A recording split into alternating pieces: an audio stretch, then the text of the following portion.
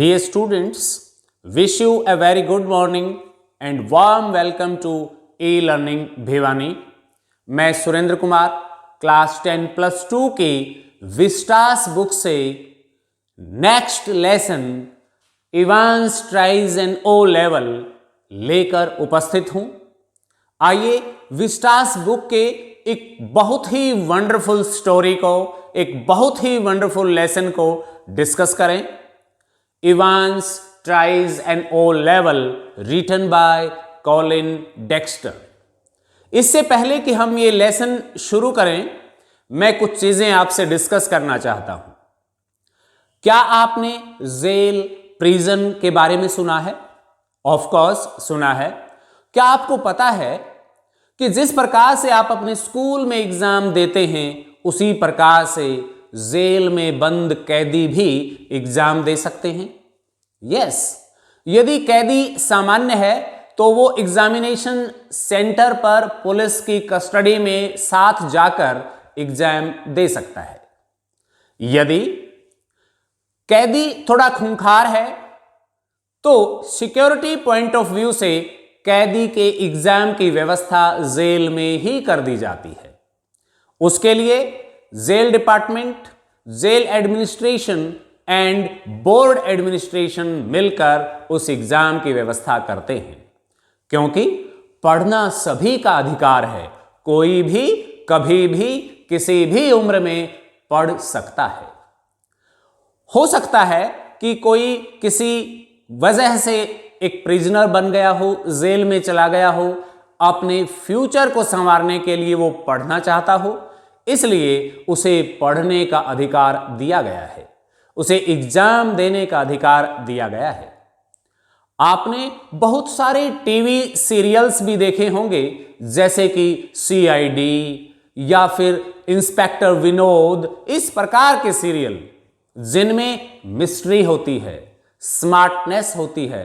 Criminal बहुत ही smartly अपने क्राइम को अंजाम दे जाता है और सारे स्टेट की पुलिस, कई बार तो पूरे कंट्री की पुलिस उसे पकड़ नहीं पाती है।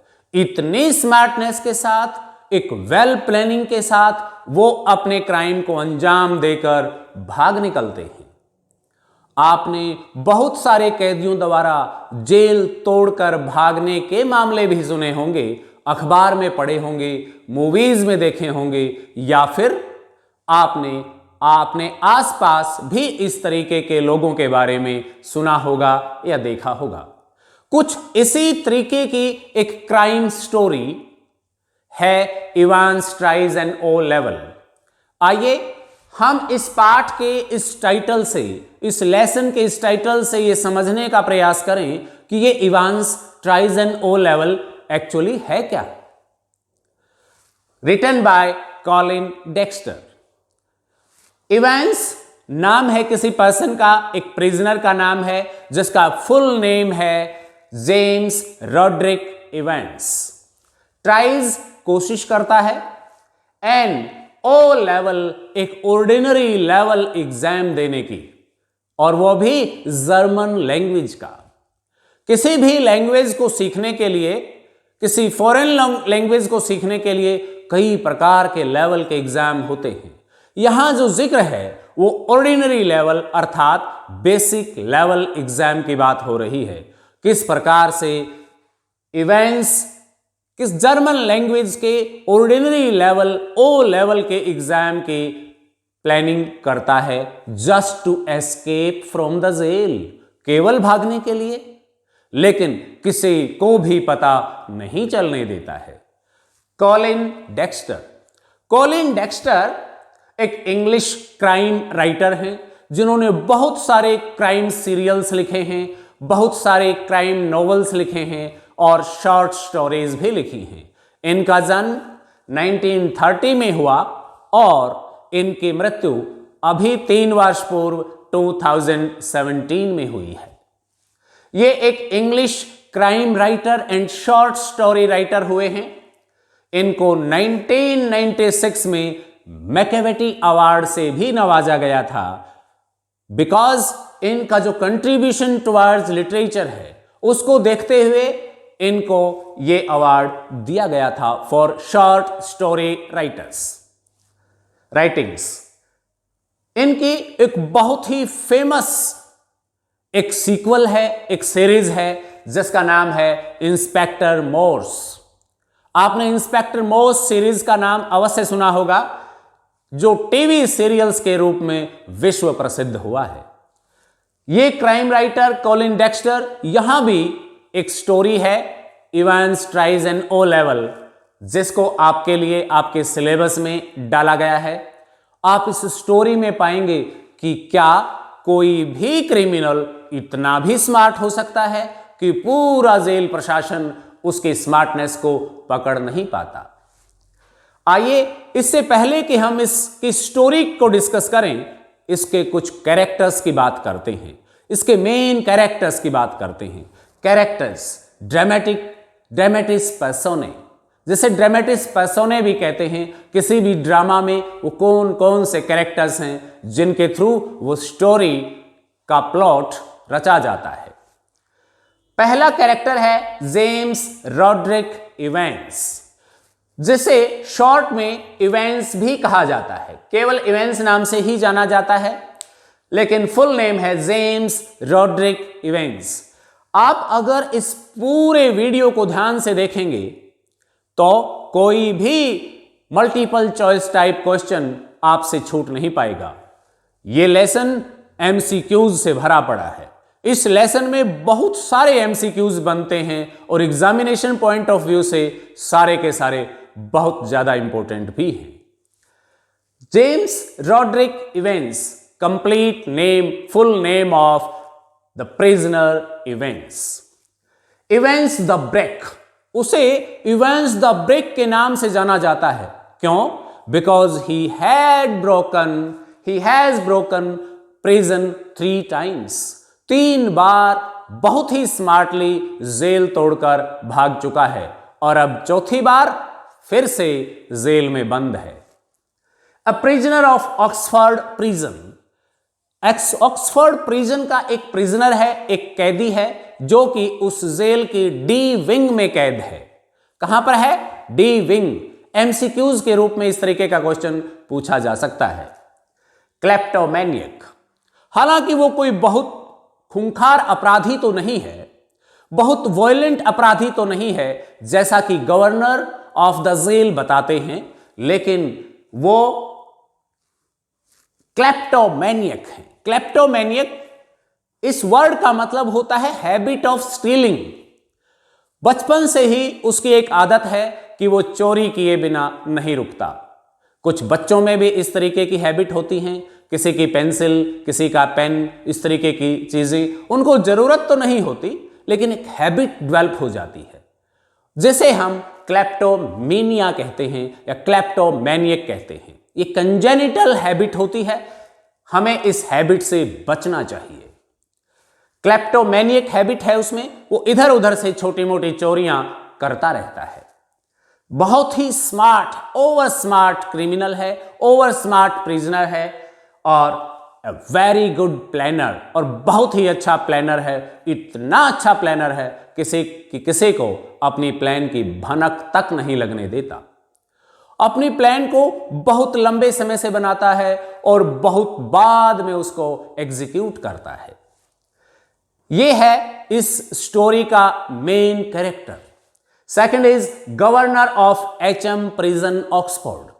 ऑक्सफोर्ड में जो एचएम प्रिजन है उसका governor, chief of the jail है गवर्नर ऑफ एचएम प्रिजन, जिसे गुड फॉर ए गिगल कहा गया है। गुड फॉर ए गिगल, हालांकि वो इस बार इवेंट्स को जेल एस्केप नहीं करने देना चाहता, बहुत ज्यादा प्रिकॉशंस लेता है, छोटी छोटी बात का ध्यान रखता है, लेकिन फिर भी इवेंट्स की स्मार्ट प्लानिंग गवर्नर को गुड फॉर ए गिगल बना देता है। Good for a giggle means फन्नी कैरेक्टर बना देता है। यहां केवल हंसी का, हास्य का पात्र बनकर रह जाता है गवर्नर ऑफ द प्रिजन, इसीलिए उसे गुड फॉर अ गिगल कहा गया है। फन्नी कैरेक्टर, मीन्स लाफेबल, उस पर सब हंसते हैं कि क्या किया इसने। Next character is secretary of the examination board. आप 10th, 12th या अन्य क्लासेस के एग्जाम्स देते हैं तो आपके एग्जाम लेने वाली एजेंसी कौन सी है? Examination board. जैसे हमारा हरियाणा विद्यालय शिक्षा बोर्ड या केंद्रीय विद्यालय शिक्षा बोर्ड, इस प्रकार से सीबीएसई, एचबीएसई जिसे हम कहते हैं, प्रत्येक स्टेट में एक स्टेट बोर्ड होता है, ठीक उसी प्रकार से वहां पर भी एक स्टेट बोर्ड था जिसका चीफ सेक्रेटरी होता है। इस स्टोरी में यह भी एक मेन कैरेक्टर है जो इवेंट्स के लिए प्रिजन में ही एग्जाम लेने की व्यवस्था करता है। वहीं पर उसका फॉर्म भेजता है, उसका फॉर्म भरवाया जाता है, उसके लिए एक इन्विजिलेटर की व्यवस्था करता है, उसके लिए एक सील्ड क्वेश्चन पेपर भेजता है और सारी व्यवस्था इस गवर्नर से डिस्कस करके वहां पर कर दी जाती है।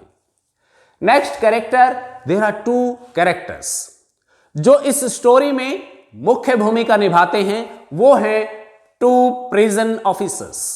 2 प्रिजन ऑफिसर्स हैं जिनकी ड्यूटी है to take care of prison, to take care of prisoners. उनका ध्यान रखें, कोई भाग न जाए, उन पर कड़ी नजर रखने की इनकी ड्यूटी है।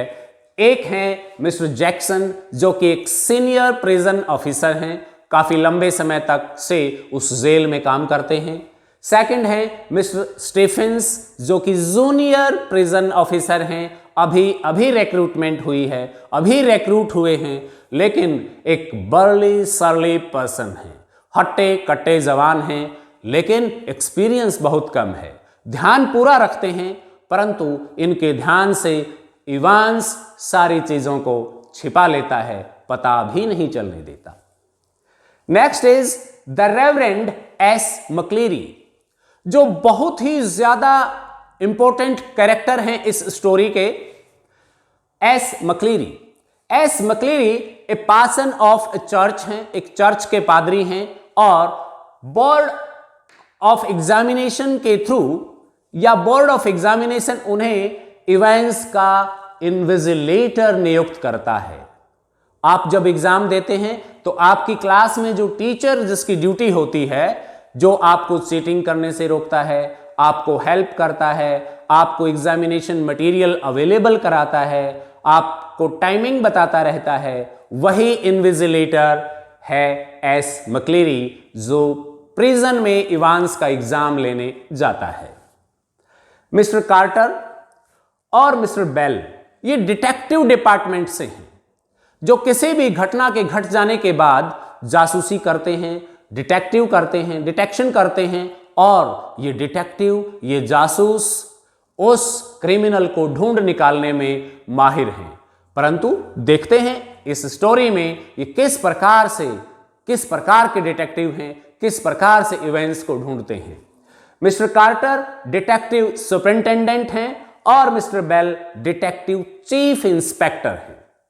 ये 8 कैरेक्टर्स जो कि मेन कैरेक्टर्स हैं इस स्टोरी के, जिनमें James Roderick Evans, governor of HM prison Oxford, secretary of the board of examination, prison officers mister Jackson and mister Stephens, and the Reverend Parson S. McCleary, Invigilator, Mr. Carter and Mr. Bell from the Detective Department. Mr. Carter, Detective Superintendent and Mr. Bell, Detective Chief Inspector. They are the main characters of this story. आइए अब हम इस story के बारे में, इस story का introduction जाने। This is a detective fiction. यह स्टोरी एक डिटेक्टिव फिक्शन है और डिटेक्टिव सीरियल देखने में बच्चों को या हम सब को बड़ा आनंद आता है। हमें जस्ट नेक्स्ट स्टेप का पता नहीं होता कि क्या होगा, एक मिस्ट्री होती है।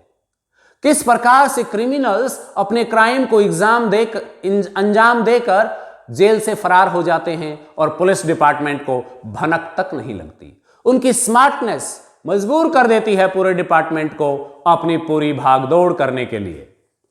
Jail break account by Evans. इस स्टोरी में जेल ब्रेक अकाउंट है इवांस के द्वारा। उसकी स्मार्टनेस, उसकी प्लानिंग और उसकी फोरसाइट के बारे में बताया गया है, हाईलाइट किया गया है। रीडर्स और ऑडियंस या व्यूअर्स, इस सीरियल के व्यूअर्स या इस स्टोरी के जो रीडर्स हैं, वो भी, उनका भी फेवर इवांस को मिल जाता है। हम कई बार जब मूवी देखते हैं, किसी सीरियल को देखते हैं, किसी नॉवेल को पढ़ते हैं, तो हम किसी न किसी एक पात्र के फेवर में हो जाते हैं। यहां इवांस अपना फेवर जीत लेता है सभी रीडर्स से। आइए अब हम इस स्टोरी के बारे में डिटेल से डिस्कस करें। डियर स्टूडेंट्स, आइए अब हम चर्चा करते हैं इस स्टोरी की। स्टोरी की शुरुआत secretary of the board of examination और governor of HM prison Oxford के बीच टेलीफोन बातचीत से होती है। First of all, Evans seeks permission for an O level examination of German. Evans अपने जेल अथॉरिटीज को, गवर्नर ऑफ जेल को एक परमिशन के लिए कहता है कि वो एक जर्मन भाषा का O लेवल एग्जाम देना चाहता है, उस भाषा को सीरियसली सीखना चाहता है। जेल अथॉरिटीज को भी पता है कि जर्मन भाषा का टीचर इवांस को पढ़ाने के लिए, ट्यूशंस देने के लिए, इवनिंग ट्यूशंस, नाइट क्लासेस देने के लिए पिछले सितंबर से आ रहा है। और ये बातचीत होती है सेक्रेटरी और गवर्नर के बीच मार्च के महीने में, अर्थात वो लगभग पिछले 6 महीने से जर्मन भाषा के O लेवल एग्जाम की प्रेपरेशन कर रहा था, उसकी तैयारी कर रहा था। ये दिखाती है उसकी सीरियसनेस, उसका डेडिकेशन। ये बताती है, विश्वास दिलाती है ये बात कि इवांस वास्तव में जर्मन सीखना चाहता था और एक क्वालिफिकेशन गेन करना चाहता था। सेक्रेटरी एक फोन कॉल करता है, एक फोन कॉल पाता है। गवर्नर ऑफ द प्रिजन एक फोन करते हैं secretary of board of examination को और बताते हैं कि हमें हमारे जेल में, हमारे प्रिजन में एक इवांस नाम के एक प्रिजनर की परीक्षा लेनी है, उसका एग्जाम लेना है। वो एग्जाम देना चाहता है जर्मन के O लेवल के लिए। सेक्रेटरी कहता है नो इशू, कोई दिक्कत नहीं है, no problem, we are ready, हमारा तो काम ही एग्जाम लेना है। लेकिन सेक्रेटरी इवांस के बारे में कुछ इंक्वायर करता है। वो पूछता है वो कोई वायलेंट किस्म का व्यक्ति तो नहीं है, कहीं हमारे जो इन्विजिलेटर है उसी को घायल कर दे या कुछ और ऐसा कर दे जिससे कि एग्जाम की बजाय कुछ और हो जाए। तो सेक्रेटरी उसे बताते हैं कि नहीं, सेक्रेटरी उसे कहते हैं कि ऐसा कुछ नहीं है, उसके खिलाफ किसी भी वायलेंस का कोई रिकॉर्ड नहीं है, there is no record of violence against him. बल्कि वो उसकी प्रशंसा करते हैं, वो कहते हैं कि वो तो एक यंग पर्सन है, एमिएबल है, प्रिय है, फ्रेंडली है और क्रिसमस कंसर्ट स्टार है हमारे प्रिजन का। क्रिसमस के अवसर पर वो स्टार परफॉर्मेंसेस देता है, बहुत अच्छा इमिटेटर है, नकल करता है। जैसे आपने बहुत से बच्चों को देखा होगा, किसी हीरो की, किसी पॉलिटिकल लीडर की हूबहू आवाज निकाल देते हैं, ठीक उसी प्रकार से वो उनका क्रिसमस कंसर्ट स्टार भी है। परंतु एक छोटी सी कमी वो इवांस में बताता है, वो ये कि वो कंजेनिटल क्लेप्टोमैनियक है, अर्थात हैबिट ऑफ स्टीलिंग है, उसकी चोरी करने की आदत है, छोटी मोटी चोरियां वो कर लेता है। इसके अलावा वो सेक्रेटरी से बताता है कि Evans has escaped from the jail 3 times. वो 3 बार जेल तोड़कर भाग चुका है। This time we don't want to take any chance. हम कोई चांस इस प्रकार का लेना नहीं चाहते, जेल अथॉरिटीज की हम बेइज्जती नहीं करवाना चाहते, इसलिए आपको एग्जाम की व्यवस्था प्रिजन की इवांस की सेल में ही करनी होगी। इसके लिए सेक्रेटरी तैयार हो जाता है, फॉर्म्स आदि की फॉर्मेलिटीज कंप्लीट कर ली जाती हैं। सेक्रेटरी जितने भी एग्जाम के फॉर्म्स हैं, जैसे आप भरते हैं, वहां पर एक येलो फॉर्म भेज देते हैं, सारी फॉर्मेलिटीज कर ली जाती हैं और एग्जाम की डेट फिक्स हो जाती है जून 7, डे ऑफ एग्जाम। एग्जाम का दिन आ जाता है और वो दिन है 7 जून का। 7 जून और 7 जून डे ऑफ एग्जाम के दिन सुबह 8:30 AM पर गवर्नर ऑफ द प्रिजन, जो प्रिजन का गवर्नर है, वो ऑर्डर जारी करता है सीनियर प्रिजन ऑफिसर जैक्सन और उसके सहयोगी, उसके असिस्टेंट प्रिजन ऑफिसर स्टीफेंस को कि आप जाइए इवांस की सेल में जाइए जहां वो बंद है, जिस कोठरी में, जिस कमरे में, और आप प्रत्येक चीज को ध्यान से चेक कीजिए। वहां कोई भी ऐसी चीज नहीं होनी चाहिए जिससे इवांस भागने का प्रयास कर सके या आने वाले इन्विजिलेटर को मार पीट सके, घायल कर सके। कोई भी इस प्रकार का पैना हथियार वहां नहीं होना चाहिए। आपको भी पता है जेलों में इस प्रकार की चीजें रखना इलीगल है, कोई नहीं रख सकता। परंतु जब जैक्सन और स्टीफेंस वहां जाते हैं 7 जून को 8:30 AM पर, तो वो इवांस को बैठा पाते हैं। अक्सर एक लंबे समय से इवांस और जैक्सन वहां उसी जेल में रह रहे हैं। जैक्सन वहां ऑन ड्यूटी प्रिजन ऑफिसर है, इवांस वहां प्रिजनर है।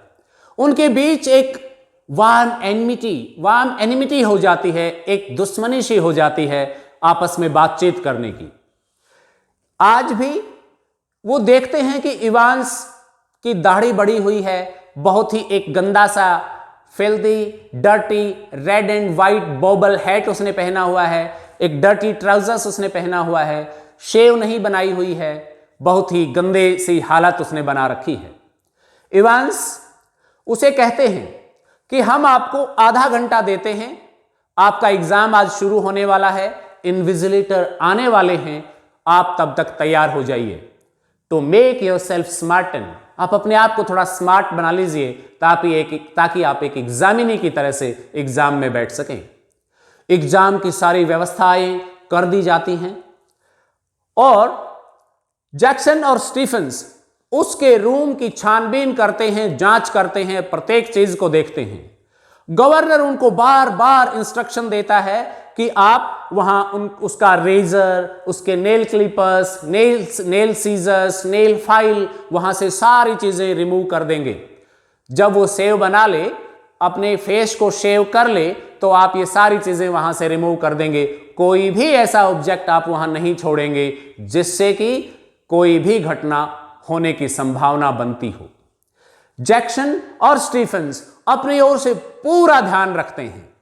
जैक्सन एक थोड़े से सेंसिटिव व्यक्ति भी हैं। जैक्सन हालांकि इवांस से उनकी सोच टकराती रहती है, उनके विचार टकराते रहते हैं, लेकिन फिर भी वो उसे इवांस को एग्जाम के लिए गुड लक बोलता है और वहां से razor, nail file, nail scissors, सारी चीजें रिमूव भी कर दी जाती हैं। उनके लिए 2 hard chairs and A table की व्यवस्था वहां कर दी जाती है और इसी प्रकार से exam time was scheduled from 9:15 to 11:15, means 2 hours duration. 2 घंटे का एग्जाम था जो 9:15 से 11:15 तक होना निर्धारित था। हालांकि ये एग्जाम इस समय में नहीं हो पाया, कुछ व्यवस्थाएं बनाने के लिए, क्योंकि वो कोई चांस छोड़ना नहीं चाहते थे। जेल अथॉरिटीज की इज्जत की बात थी, इसलिए थोड़ा सा लेट हो जाता है और वास्तव में exam takes place from 9:25 to 11:25। Exam 9:15 की अपेक्षा 9:25 पे शुरू होता है, जो कि 11:25 तक चलना होता है। हम यहां एग्जाम के टाइम टेबल को डिटेल में डिस्कस करेंगे, कुछ एक मिनट की बात करेंगे, क्योंकि कोई भी मल्टीपल चॉइस टाइप क्वेश्चन इस टाइम टेबल से भी पूछा जा सकता है। 9:25 पे एग्जाम शुरू हो जाता है। चारों ओर पीस, बिल्कुल ट्रैंक्विलिटी, शांति है। इवांस एग्जाम देने के लिए बैठ जाता है और 9:30 पर जब वो तैयार हो रहा होता है तो उसके एग्जाम लेने के लिए जो इन्विजिलेटर नियुक्त किया गया है by the secretary of board of examination, उसका नाम है एस मैक्लेरी। वो एक चर्च का पादरी है, एक चर्च का पासन है। उसे एग्जाम लेने की जिम्मेवारी सौंपी जाती है, एक आई कार्ड उसे दे दिया जाता है। वो ब्रॉड स्ट्रीट पर रहता है जहां बैचलर फ्लैट बने हुए हैं। आपको पता है पादरी पासन्स बैचलर ही होते हैं।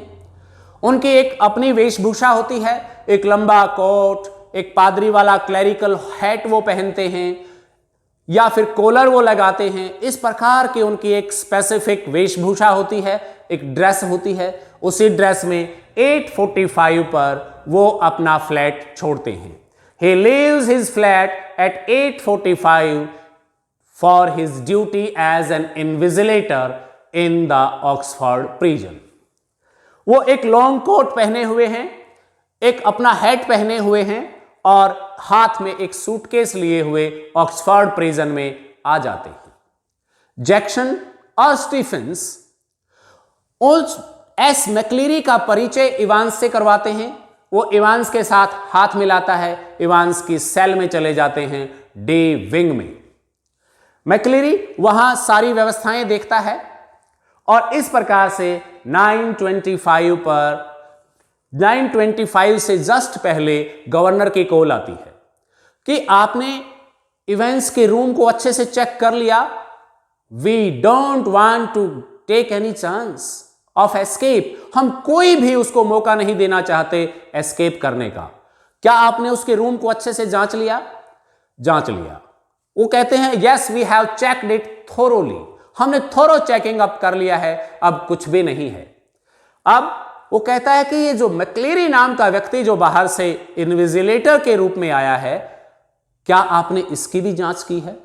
जैक्सन और स्टीफेंस पुनः उसकी सेल में जाते हैं, मैक्लेरी को बाहर बुलाते हैं और मैक्लेरी की सिक्योरिटी चेक के लिए उसकी पूरी बॉडी को चेक करते हैं, उसके सूटकेस के सामान को चेक करते हैं। उनको उनकी पॉकेट में एक हार्ड सा कुछ फील होता है तो वो बताता है ये तो मेरे स्पेक्स हैं, आई ग्लासेस हैं। और फिर उनके सूटकेस को चेक किया जाता है। सूटकेस में कुछ फॉर्म्स हैं, कुछ एक सील्ड क्वेश्चन पेपर पैकेट है, एक एनवलप है। इसके साथ साथ एक चाकू है, एक पेपर कटर है, पेपर कटर नाइफ है। वो पेपर कटर भी वहां से ले लिया जाता है फॉर द सिक्योरिटी पर्पस। परंतु वहां पर एक रबर की इस प्रकार की एक रबर शीट है। उस रबर शीट के बारे में जब पूछते हैं, जब मैक्लेरी से पूछा जाता है व्हाट इज दिस, ये क्या है, तो मैक्लेरी बड़े सीरियसनेस के साथ जवाब देते हैं I have been suffering from haemorrhoids, a disease of piles. मैं पाइल्स की बीमारी से ग्रस्त हूं। मैं अच्छे से बैठ नहीं सकता हार्ड सरफेस पर, इसलिए मुझे मेरी शीट पर ये लगाकर ही बैठना पड़ता है। पाइल्स के पेशेंट इस तरीके की एक रबड़ का छल्ला सा रखते हैं जिस पर जहां भी वो बैठेंगे वो बैठते हैं। जैक्सन थोड़ा शर्मा जाते हैं कि चलो ये इसकी पर्सनल प्रॉब्लम है, इसके बारे में क्या कहेंगे, और वो रबर की सीट को वहीं छोड़ देते हैं, नाइफ को लेकर बाहर चले जाते हैं और वो आश्वस्त हो जाते हैं कि हमने मैक्लेरी, इवेंस के रूम और मैक्लेरी के ब्रीफ के सूटकेस को कंप्लीटली थोरोली चेक कर लिया है। उसमें ऐसा कोई भी उपकरण नहीं है जिससे एस्केप होने में या किसी को मारने, पीटने या घायल करने में किसी उपकरण की, किसी वेपन की मदद ली जा सके। ऐसा कुछ भी नहीं है। हालांकि उनकी नोक-झोंक हमेशा से चलती रही है और इस प्रकार से वो उसकी थोरो चेकअप करके बाहर निकल जाते हैं। एग्जाम हो रहा होता है। स्टीफेंस सेल के अंदर ही अपनी ड्यूटी पर तैनात है, पैनी नजर चारों ओर देखता हुआ। लेकिन इवेंस कहता है क्या आप इसी तरीके से मेरे सर पर खड़े रहेंगे? आप यदि यहीं रहे, how could I be able to perform और अटेम्प्ट माई एग्जाम? मैं कैसे अपना एग्जाम दे पाऊंगा? बच्चों सोचिए, अगर आपके आसपास 4-5 लोग खड़े हो जाएं तो आप कैसे एग्जाम कर पाएंगे? इस बात को सही माना जाता है और जैक्सन स्टीफेंस को बाहर जाने का आदेश देता है। स्टीफेंस बाहर गेट पर तैनात हो जाता है, लेकिन there is a peep hole, वहां पर एक छोटा सा पीप हॉल है जो कि उस गेट में बना हुआ है। आपने इस तरीके का पीप हॉल, इस तरीके का एक ग्लास का पीस किसी डोर के बीच लगा देखा होगा, जिससे जैसे डॉक्टर्स के रूम कैबिन के सामने, प्रिंसिपल ऑफिस के सामने, किसी बहुत बड़े ऑफिसर के ऑफिस के सामने डोर में एक ग्लास या एक पीप होल लगा होता है, जिससे हम उस हॉल में से देख सकते हैं कि सर बिजी हैं या फ्री हैं, क्या मैं अंदर जा सकता हूं या नहीं जा सकता, अंदर की एक्टिविटीज को देखा जा सकता है। स्टीफेंस एक एक मिनट में इस पीप होल में से, पीप का मतलब झांकने से है, इस होल में से झांकता रहता है, देखता रहता है कहीं कोई इस प्रकार की इलीगल एक्टिविटी तो नहीं हो रही, लेकिन वो कुछ भी ऐसा नहीं पाता। इवांस आराम से अपना एग्जाम कर रहा है, मकलीरी सामने वाली चेयर पर बैठकर न्यूज़पेपर पढ़ रहा है। इस प्रकार से शांतिपूर्ण तरीके से एग्जाम चल रहा होता है और तभी 9:40 पर, एट 9:40 एक फोन कॉल आता है गवर्नर का, और वो कहते हैं कि बोर्ड से एक करेक्शन स्लिप आई है, एक जो कि पैकेट में डालना भूल गए थे, एक करेक्शन स्लिप आई है। वो करेक्शन स्लिप में जो करेक्शन है, कोई क्वेश्चन पेपर की करेक्शन है, आपको भी क्वेश्चन पेपर में कई बार कुछ मिसप्रिंट वर्ड्स करेक्ट कराए जाते हैं, या किसी क्वेश्चन को डिलीट, रिमूव या ऐड करवाया जाता है। ठीक उसी प्रकार से करेक्शन स्लिप आती है और वो करेक्शन नोट करवा दी जाती है इवेंट्स को उसके क्वेश्चन पेपर में। इवेंट्स डी विंग सेल में बैठा है, वहीं एग्जाम दे रहा है, dirty red and white bobble hat पहना हुआ है। हालांकि जैक्सन ने उस हैट को रिमूव करने के लिए कहा था कि ये इतनी गंदी हैट है, इसे उतार दीजिए। इसके लिए इवांस तैयार नहीं होता, और पता है इवांस क्या कहता है? इवांस कहता है, सर यही तो एक चीज है, यही हैट ही तो है मेरे पास जो मेरे लिए लकी चार्म है, ये मेरे लिए लक लेकर आती है। मैं मानता हूं कि एग्जाम में इसी की वजह से मैं पास हो पाऊंगा, प्लीज इसको रिमूव ना करवाइए। जैक्सन सेंसिटिव नेचर का प्रिजन ऑफिसर है, वो इस बात को मान जाता है और उसकी हैट को रिमूव नहीं करवाता। इस प्रकार से एग्जाम शांतिपूर्ण ढंग से चल रहा है। आइए जानते हैं आगे क्या होता है।